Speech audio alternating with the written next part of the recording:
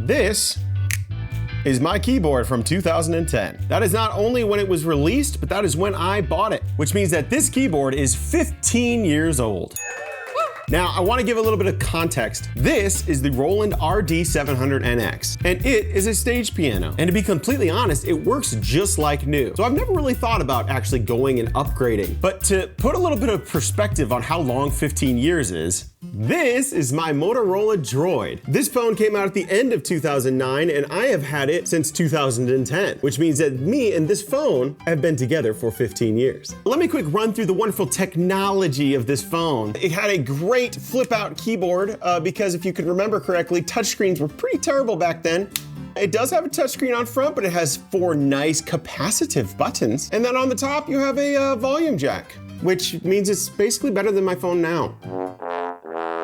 I have been charging this for the past 2 hours because I wanted to show it on camera. I can't get it to start. So it made me a little bit curious. What am I missing out on with keyboards nowadays? Is this thing like the Motorola Droid of keyboard? Am I missing out on some really fancy 15-year futuristic tech? That's what we're gonna find out today. The MSRP on this thing brand new was $3,000, so I figured we should be hitting around the same price range with our keyboard comparison, and that's why we have the Arturia Astrolab 88 key keyboard, the avant-garde stage piano. This thing just came out brand new in 2025, so how will our top-of-the-line 2010 stage piano compare against the top-of-the-line 2025 stage piano? Let's find out. 2025 and I still have to open it myself? Where's my personal assistant robot to open it for me? Oh my God. All right, well, this was the box that was inside of the box. Looks like in the year 2025, we aren't short on cardboard. Let me open up the second box now. That's what the inside of the box looks like. Opening it up. Silica gel packet. Here it is. Let's go put it on a stand.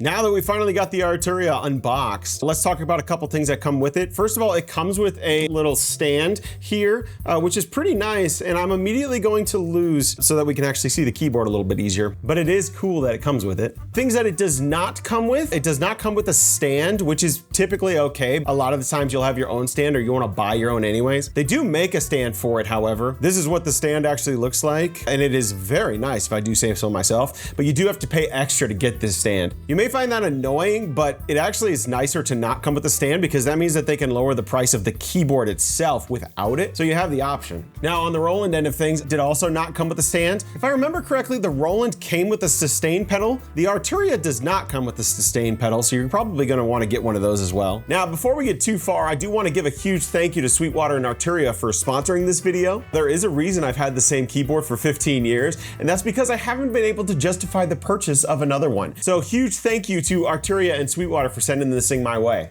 If you are looking to buy a new piece of gear, there's probably no better place to get it than a Sweetwater Music. They've got bonkers levels of support, awesome free shipping, and they send you candy and stickers for buying from their stuff.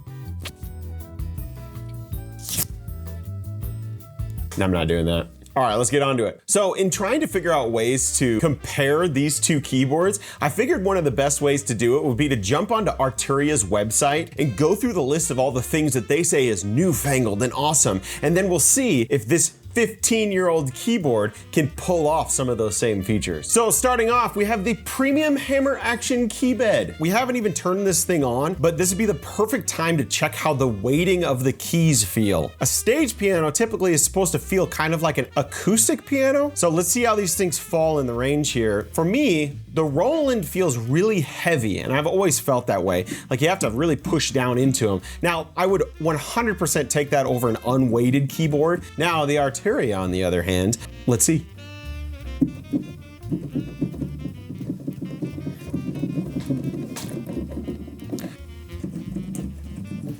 Oh.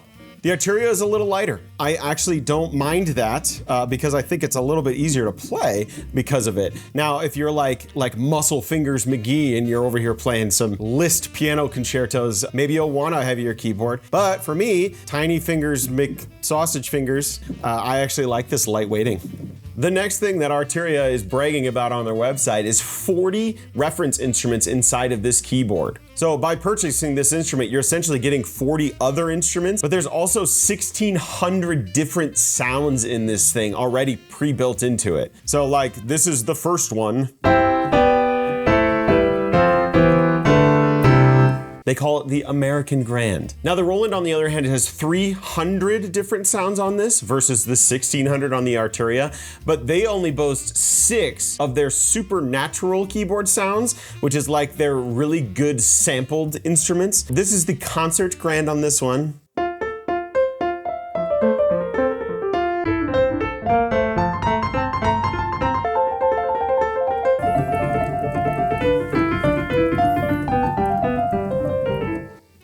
On top of the concert piano, you also have the studio piano. You have the brilliant piano. And then you have 3 electric pianos, the Tine E, the Reed E, and the SAE. Each of these sampled keyboards have 10 different presets you can do with them. You can go to the Concert Grand and you can go to the La Honky Tonk, which means it just pre-untunes it for you. Now on this side of the deal, I could tweak all of the different settings for this one preset. So like, let's say the brightness of the American Brand. Oh, it's just too bright. I can turn the brightness down. Ooh, and now I have a dark mellow keyboard. Same with the timbre. There's my pre-untuning.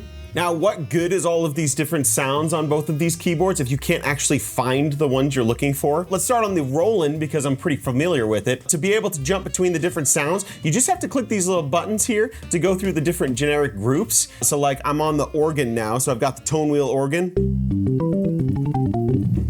And from there, I can start using the scroll wheel to go to different organs. So now I've got a massive organ. Same thing, I can go to like guitar.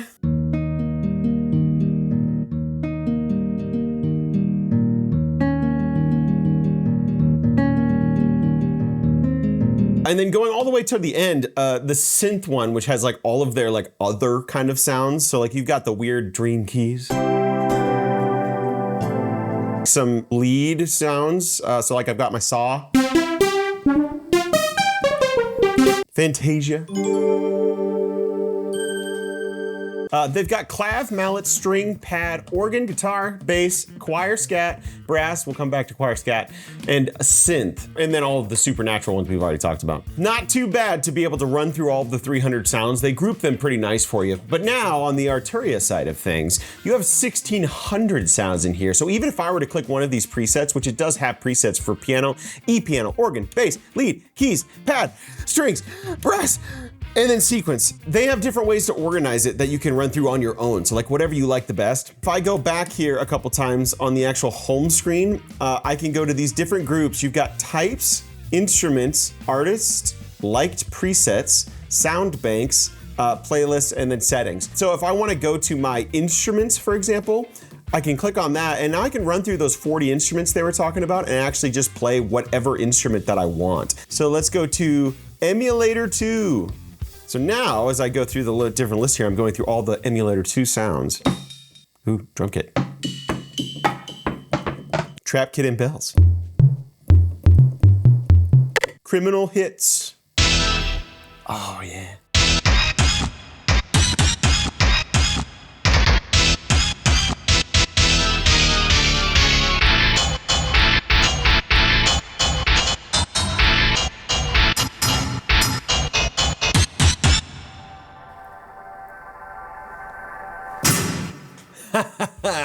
So something I'm like really excited about this thing is that every time I find a new preset I haven't found, it's like discovering this new awesome thing.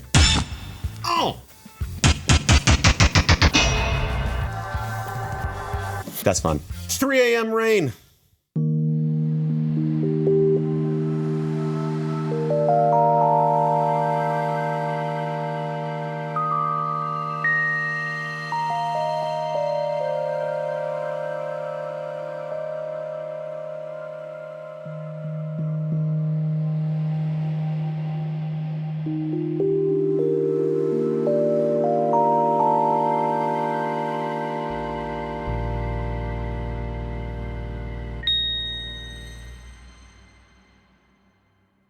funk rock bass split.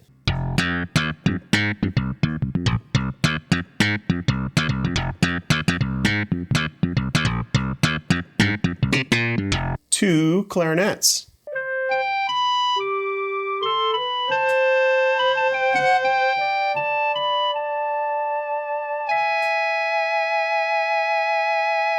And I haven't even gone through like hardly any of these. And it's just one instrument of the 40. And every single time I play one of these, it's like a different creative venue for me to explore. This is harp.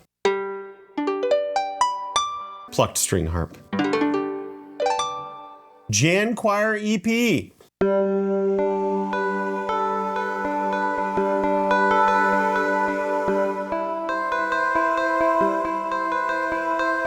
Let's take another instrument for a spin here. This is the Ogg piano, Dreamy Hybrid.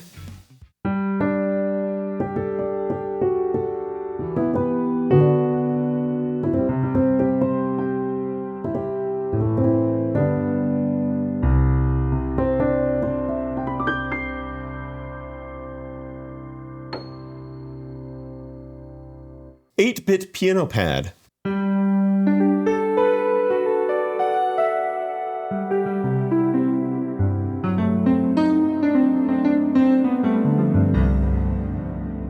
Aliasing piano.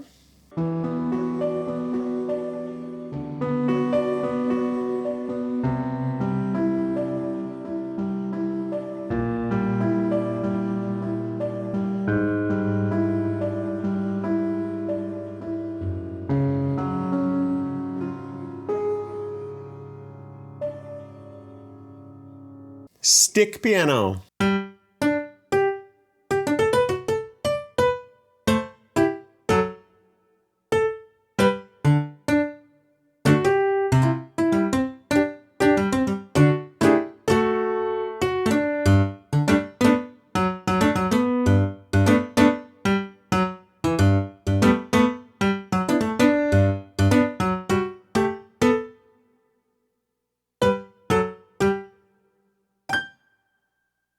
Going through the instrument is only one way to organize it. You can also organize it by artist, which I kind of find funny. So like if I go to here, I can go to the Ed Sheeran tribute, and it has a Shape of Decay.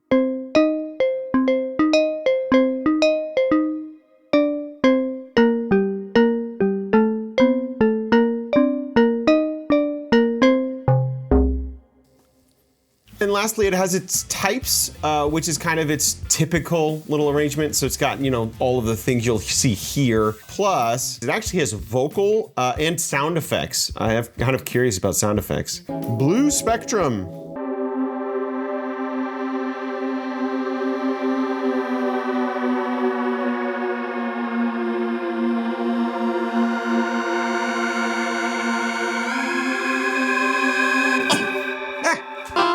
Alien Invasion.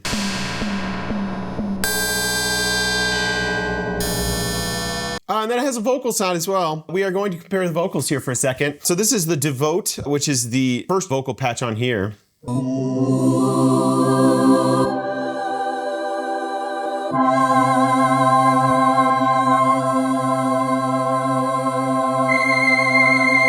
I do want to pull over here to my Roland for a second.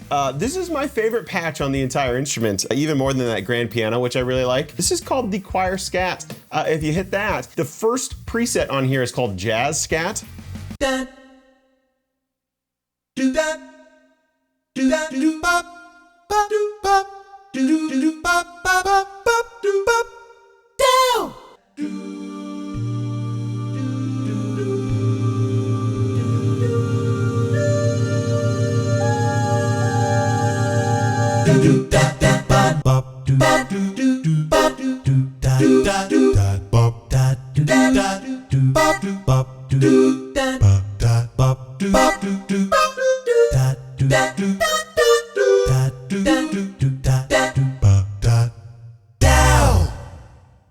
That's gonna be tough to beat. Where's my doodat one on this one? Was a nice old man, and all I've ever needed was a nice old... Oh yeah, This is a vocoder. I need a microphone to see if I can even use this thing. So this is the vocoder functionality of the Nav Wheels. The Roland does not have this feature, which is kind of a bummer, because I really enjoy it. I think it is a lot of fun. It is fun. It is fun to play. You can do all kinds of chords, and you don't even have to sing. I don't even have to sing, and I'm just talking into the microphone now, but I think it's more fun to sing. Why haven't you hit the like and the subscribe button just right there below The video.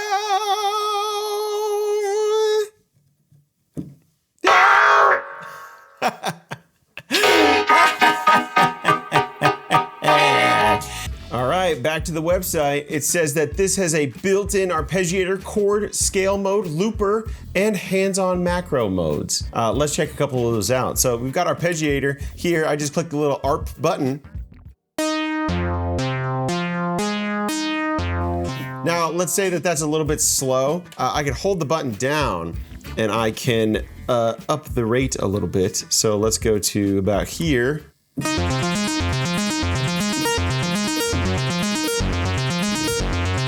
Going to the Roland side of things, it does not have an arpeggiator. It also has chord mode. So if I go to click chord and I hit whatever notes I want, it's gonna play that chord for me.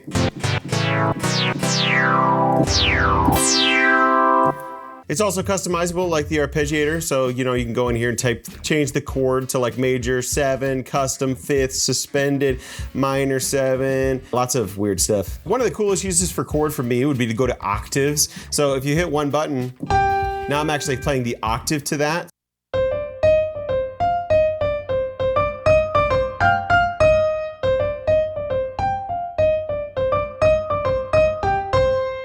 It also has scale modes. If you long press the chord button, you can turn scale on, and now what's going to happen is it's only going to allow you to play in one scale. So like if I go to C,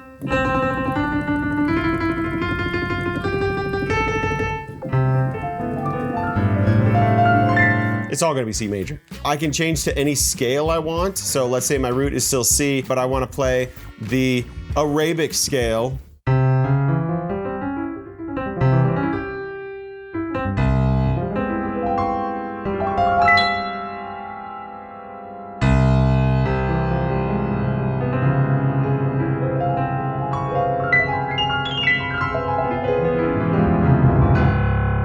I sound like I'm actually good. Let's go to the Freygish scale.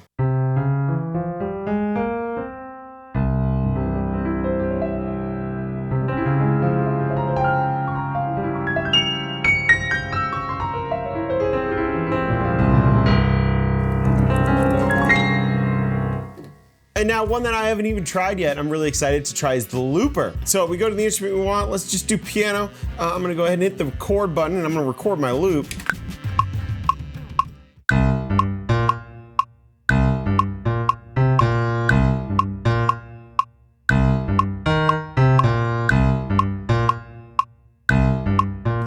All right, there's my loop. So now hit play.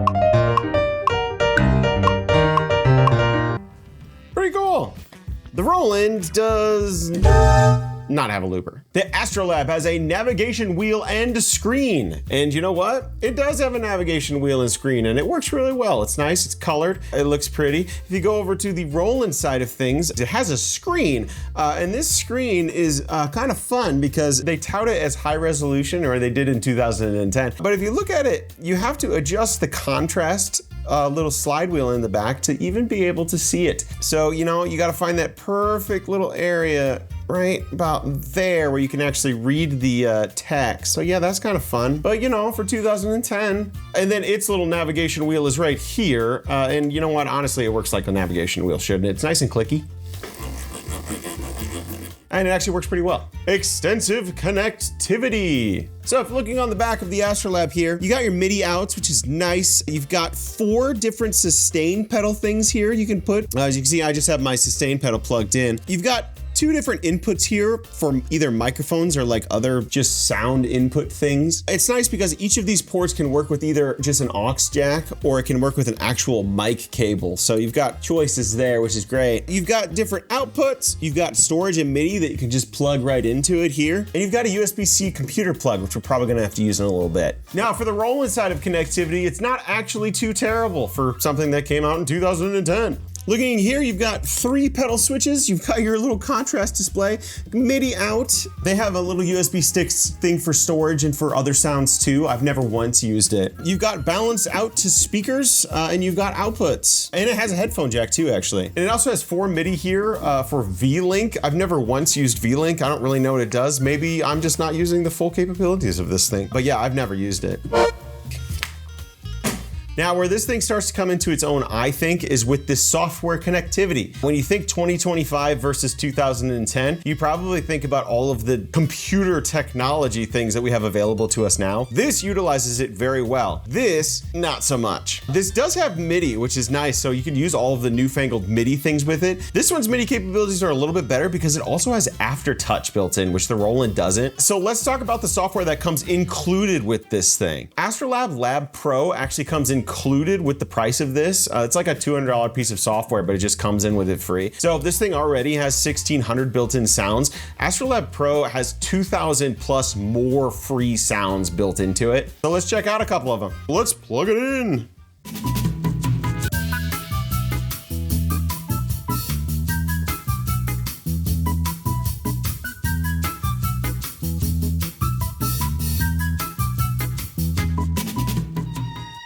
Okay, so it seems like my software here is working. We can go to Acid. Let's check that out. A Legend is Born.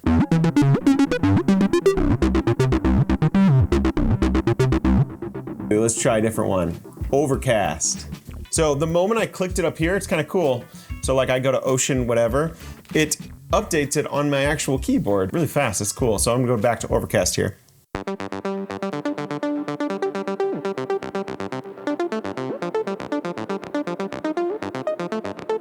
Let's try another one. Melodic Sequence. This is called Passenger.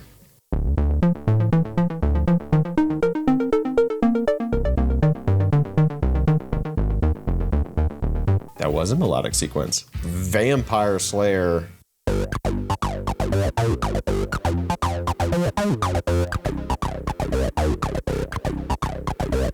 Let's go to Not Acid. Ooh, this is just everything. Wow, so you look through this, this is 2,676 presets. And I can just go and click one. So let's go to Roijibiv Lead. Oh, I like that.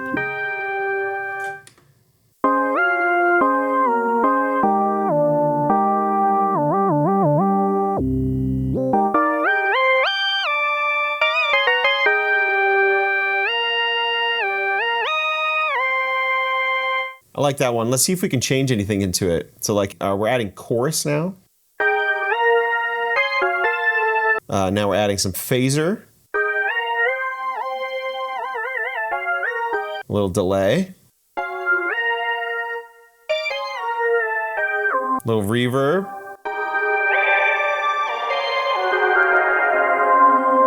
Shift, so we can go to intensity.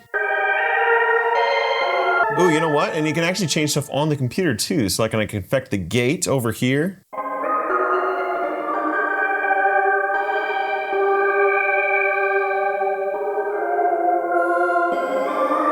Timbre, FX.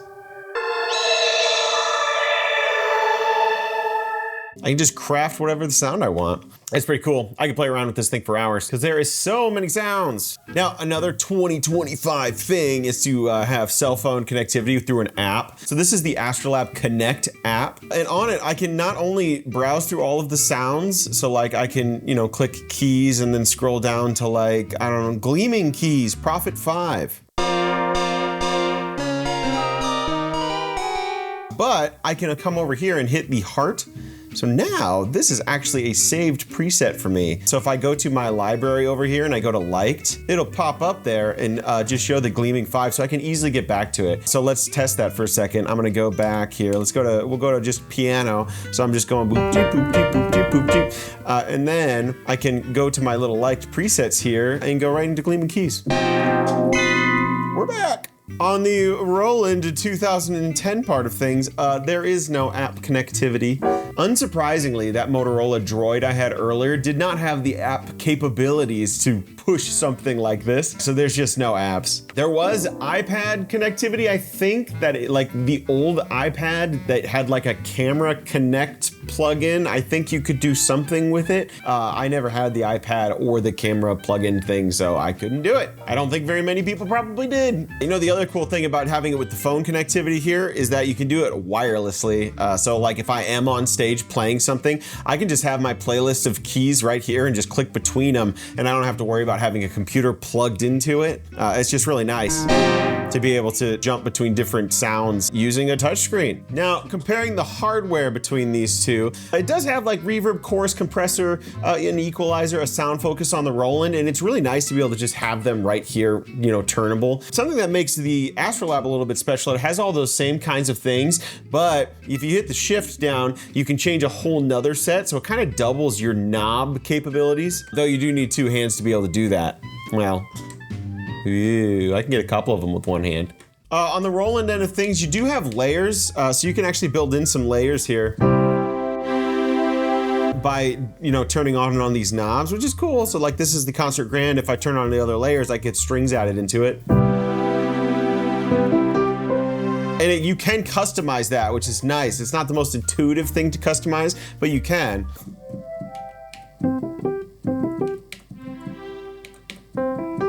And you do have 4 different layers here, which is great. Going to the Arturia, it says you have a part 1 and a part 2 knob here. You know, my part 1 right now is the Fusion Solo. But if I want to go to part 2, I can press the wheel here and pick a different instrument. Let's go to like a bass. Like that. So now I have my 2 instruments queued up, layering them. But if I wanted to, I could hit the split button, and then I can have a split.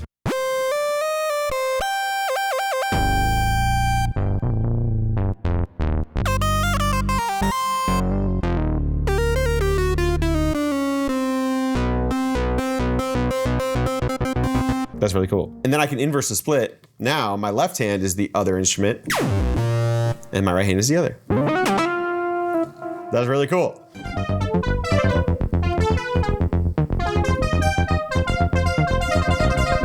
All right, so I'm gonna try to build like a sound here. So I've got like this arpeggiating, abiding thing.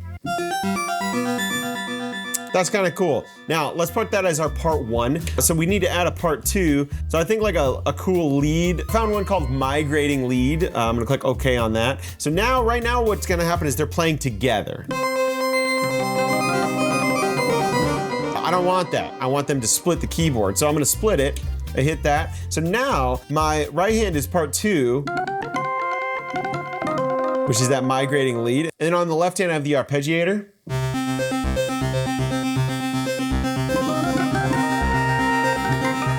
Now, that's kind of cool, but I think the arpeggiator is a little bit too loud. So what I can do, I can go to part 1 here and I can turn the decibels down on it.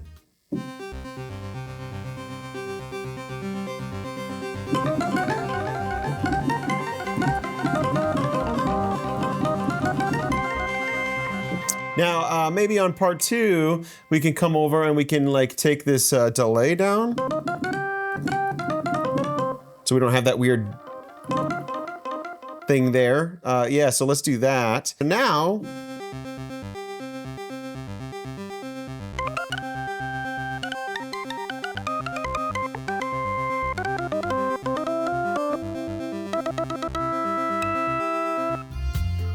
I think that's pretty cool. So now what I can do is I can hit the old shift button here, and then I can click save. And now the preset is saved. Now I don't have to be worried. I can go back to my American Grand, and then I don't have to build that whole thing again because I can just go find it in my sound bank. So just go to user sound bank, and there we go, I have it. And here's the other one I saved apparently.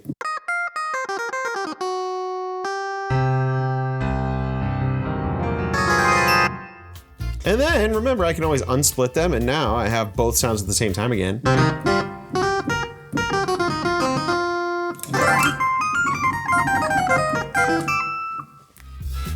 Pretty cool. Now, this, on the other hand, does have another user thing where you can come in and put sounds together. If I go to my little banks over here, the preset is the ones that we already had. User, you can see that ages and ages ago, I took the grand piano sound and I made it a little punchier. So here's the regular concert grand piano sound. Now, if I come over to user and I go to Chase's Grand, which I had to type in myself and it took forever, oof, you can hear that it's a little bit punchier, right?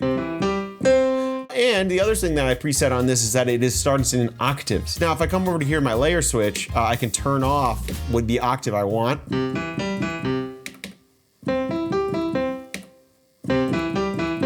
Which is pretty cool. But could I come over to an app and hit a button to go back to it? No, I can't. It also just doesn't have as much customizability into tweaking and doing all the things I want with the sounds versus what the Astrolab just gave me. Plus, there's no arpeggiator on this thing. There's no chord mode, there's no scale mode, so none of that stuff with the splitting is gonna work. You can split the keyboard though and add two different sounds in two different spots. Now, as far as expandability is concerned, the Roland does not offer much for expandability. I think there might be like a sound card thing you can plug into the back. I don't really know that much about that, honestly. And to be fair, the sounds that came onto it was all I really needed. All I needed was like a really good grand piano. Now, on the other hand, the Arturia has a ridiculous amount of expandability in their V collection. So if you go to Arturia's website and you go to the V collection, they have a $700 add-on, which adds 12,000 plus songs. The cool thing though is because you purchased the Astrolab 88, you can actually get that $700 piece of software for $200.